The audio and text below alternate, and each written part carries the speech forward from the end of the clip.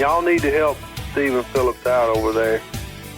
Out the door and off the radio. Here's Stephen Phillips. Hey, he's got thumbs up, folks. We've got the young man on with us now. He has written songs for Michael Jackson, Dolly Parton, Reba McEntire, and his late wife, Donna Summers. Bruce. Hi. Sudano. Good morning. How are you, man? Are you in Italy? I am in Italy. I was tempted to say buongiorno, but I figured I'd go with good morning first. Man, I'll tell you what, I would love to go to Italy. We love the Italians, because if it wasn't for them, we wouldn't have all them concrete shoes and them big trunks on Lincolns and all that stuff. Man, I'm telling you, you're living the dream. Yeah, and all that pasta, right? Yeah, there you go. I guarantee it. Man, this is a real honor. I appreciate you coming on the show and talking to us a little bit. Happy to be with you today. I'm glad that we were able to coordinate it. Well, I'm going to tell you, you've had a long career in the music business. You had to say long twice, didn't you? Yeah. Well, he still has a career. Okay. You make it sound like That's it's what over. I'm saying. You're still going strong, man. I love it. Absolutely. You've got, of course, everybody's been shut down with COVID, and it seems like now we've got all these great albums coming out. You've got a new album that you're releasing, and so for all the folks on here, tell them a little about yourself and what's going on. Well, I just released a new album. It's called Ode to a Nightingale, and it's actually my third record, third album that I put out over the course of the 2.5 years of COVID and all this stuff, and now I'm getting ready to start touring. April 1st, I begin basically a 6-week tour. The first 3 weeks, I'm out with Rock and Roll Hall of Famer band, The Zombies. Oh, wow.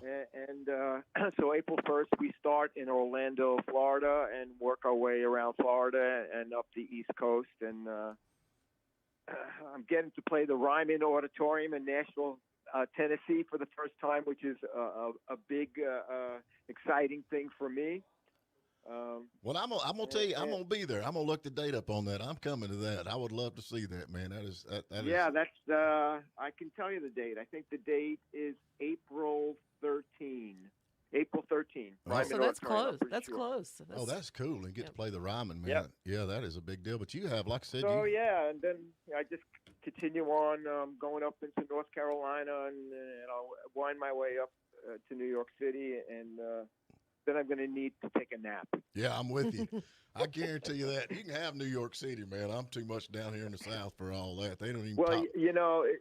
I was born in Brooklyn, right. So I grew up in New York in the 50s and the 60s, and it was a great time to grow up there. It was like I had the security and the neighborhoodness of Brooklyn, but right over the bridge I had the city and where all dreams were possible. But yeah, New York is a different place now, well, the same could be said for a lot of places. I mean, Florida in the 50s, 60s, even into the 70s was great. Right. It was great. Yeah. Yeah, no, so, but this is life. Things change, and you flow with it, and there's good and bad that comes with the change, I guess. So. Yeah. But new songs. We have a new single out. It's called Fatal Love. It's got a really cool, quirky little video with it. Check it out on YouTube and like that. And then I just got to get to your neck of the woods. Hey, come on. Now, we're down here in the South, so you can just come on down here. We got that Southern hospitality. You can even stay at my house if you want to. Of course, you'll have to sleep in the middle, but other than that, my wife will feed you good. Is that in the middle of you and the dog, or what? Yeah. Most of the time. I'll try to get the underpinning put on the trailer before you get there where it'll look really nice. But y'all go to Bruce. Right. Hey, okay, I'll keep messing your name up. Sudano. Sudano.com. BruceSudano.com. We're talking to him. He has got all the information going on there that's talking the tour, the whole 9 yards, his absolutely amazing history that over the years. And I love music, man. I really do. And I've been checking out your stuff over the weekend, really have. And I mean, you've got some cool songs, and I like the feel to it, because it's the kind of music you can just put on and listen to and just kind of be in a good spirit, because Good mood. Yeah, you put something like AC/DC on, you want to fight or something. You know what I'm saying? This is just kind of soothing stuff. There's a time and a place for that, too. Without a doubt. Without a doubt. Without a doubt. So, yeah, there's a place for everything, you know, and you know, I have a long. I started back with a band called Tommy James and the Shondells. Mm-hmm. You know, I co-wrote a song in 1969. Right.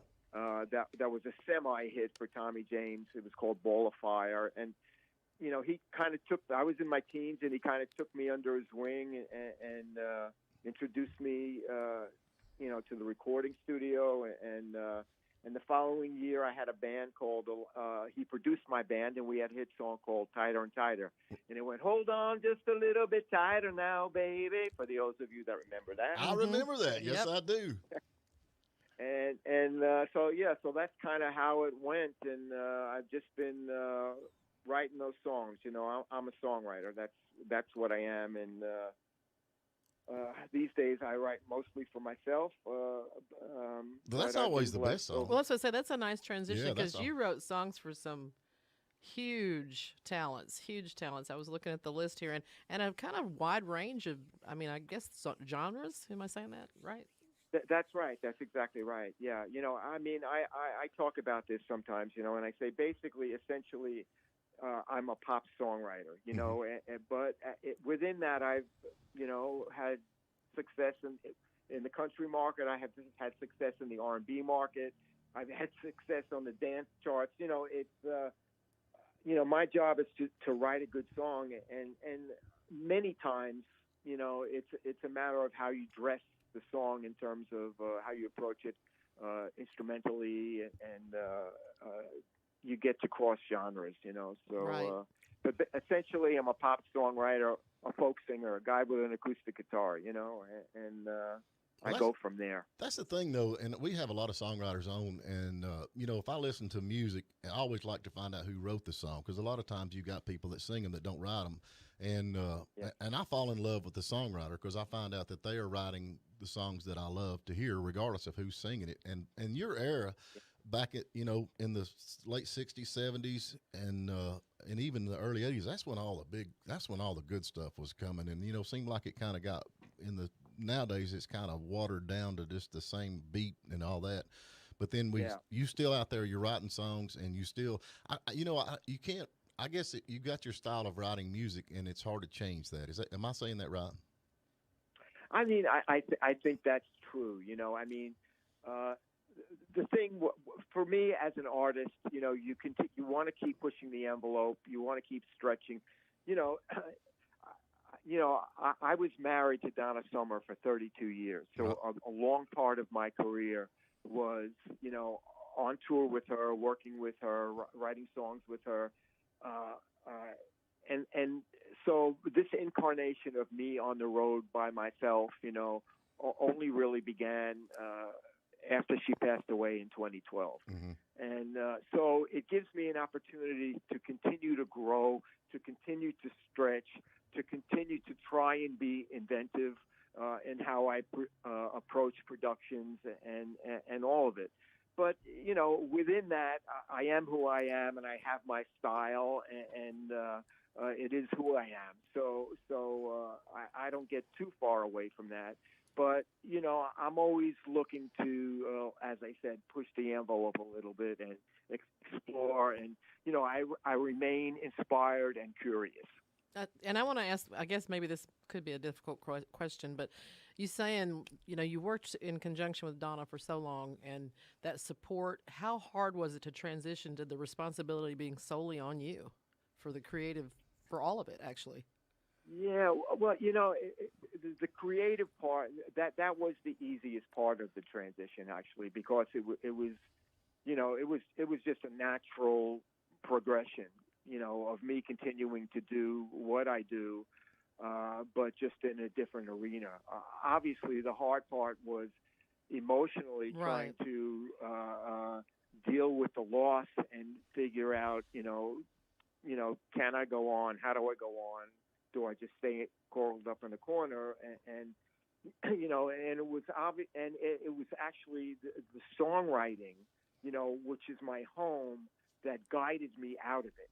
You know, and you know, became a place of solace, and it became a place of where I could, you know, obviously vent my emotions and still be creative. And it just led me on a path to where I am now, so. And I certainly didn't want to that's upset you with that question. I can see how that would be. The transition itself was probably cathartic in a way, but I just was curious about that. No, I mean, I think it's important. I talk about it even on stage because, it's like, we all have to deal with loss. Oh yeah. And it's part of the challenge of life. And for all of us, you have to find purpose. You have to have your purpose. And I was blessed to always feel that my home was in songwriting, and I view it as a vocation, as a calling. Right. So anyway. Well, you've certainly written some great songs. I actually owe my third son to you. I should have, if I'd have known you wrote that, because I come home from work one day and my wife was playing Hot Stuff Wide Open, and well, the rest is history. Well, actually, we could have done without that visual. Yeah, really. Let's go back to you and the dog in the bed. Oh man. Oh, Lord of mercy. But no, like I say, man, and you have wrote songs, Michael Jackson, Dolly Parton. Now, if you're going to be Dolly's got to be there when you're going to be in Nashville. Surely she's. Well, I actually, unbeknownst to anybody, you're the first person I'm actually saying this to. I actually reached out to her to see if she could come that night. And I wrote a song about the divorce of my parents. Mm-hmm. The story of the song was, if we have time for me to tell it, is that, I wrote this song about the divorce of my parents. And Donna was going on the Tonight Show. And instead of singing her new single, she chose to sing this song about the divorce of my parents, with the hope, with the intention that if she sang this song and my parents heard it, maybe they would stay together. This is where she was coming from. Right. And as a result of that, Dolly or Dolly's people heard the song, and literally the next day reached out and asked about the song. And that's how Dolly got, that's how Dolly heard the song and recorded the song, and it ended up becoming a number one country song. It's a song called Starting Over Again. Yep, I know that song. It's a beautiful song. Yep, absolutely beautiful song. Now she's like a hero down here in the South, man. She is the queen of the South. Who can say anything bad about Dolly? Yeah. It's like really impossible, because she's such a bright light, and she leads the way. She leads the right way in so many areas that it's always like, yes and amen when it comes to Dolly. So, I mean, I'm so proud that, I have an alignment with her. Oh, yeah. As distant as it is, because I have nothing but great respect for not only her talent, but her person. Oh, yeah, no doubt. She's a great person. And I hope, did she say she's coming? No, she can't. She's not coming. That's. I'm sorry. I left that part of the story out. We were all heading over there, so. Yeah, she just has so many things going on. And it was a long shot for me to even ask. Which I totally understand. And well, you never know till you ask. That's what I say. But I'm gonna try my best to get there. Exactly. We need to come up there. Well, now, they make fun of me, man, and that's the thing everybody complains about. They say, "Oh, country music's gone, and this is gone, rock's gone," and no, disco, man. Do you think disco's ever coming back? Here's my response to that. Disco always was, and disco always will be. Right. In that, whether it be Motown or it be, Bob Wills and his band, people are always going to dance, and people always want to dance. So in some shape or form, disco always was and always will be. I've got a little. So yeah, That's my view. I've got a little hillbilly band, you know, we play a little bit around here, and we get to watch a lot of these hillbillies dancing, and, you know, they're actually, you know, they're drinking a little bit. In their mind, they're thinking they're Michael Jackson, but in reality, they're not. No, I know. Look, man, I played clubs a long time coming up, you know, and you know, I've seen them all.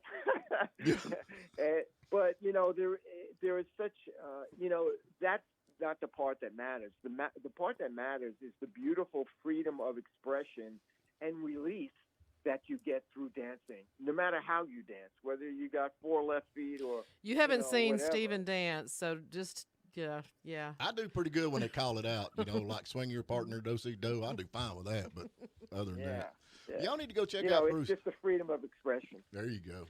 Man, I love your stuff, and I'm gonna keep up with it, no doubt. We're slowly getting to a break. Can tell everybody how they can get up with you and follow you, and with your tour that you've got going, and all the information.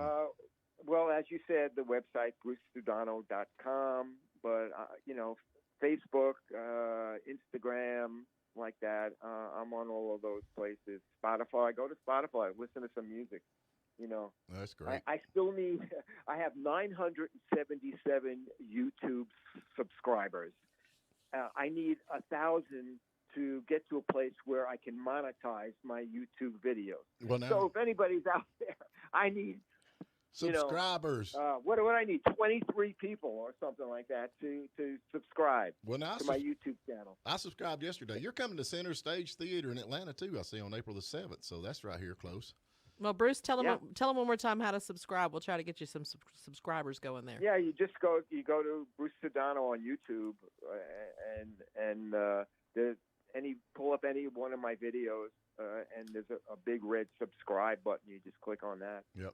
So he's got y'all. You're going to be pretty close, not only in Nashville, but you're going to be in Eddie's Attic. Love Eddie's Attic, and then you're going to be in Asheville. That's right here close. So we're right in the middle of all that, and then City Winery in Nashville, Tennessee. You got some good stuff coming up, man. So yes, sir. Yes, sir. I am definitely going to keep up with you, and I'm going to see you at one of these. I guarantee you that. And I hope the weather's good in Italy, and you have a great day. And again, Bruce, man, I appreciate you so much for being a part of this show this morning. And I just subscribed to your channel. There you Bruce. go. All right. So 22 more. Thank you. There you go. Come on. There you go.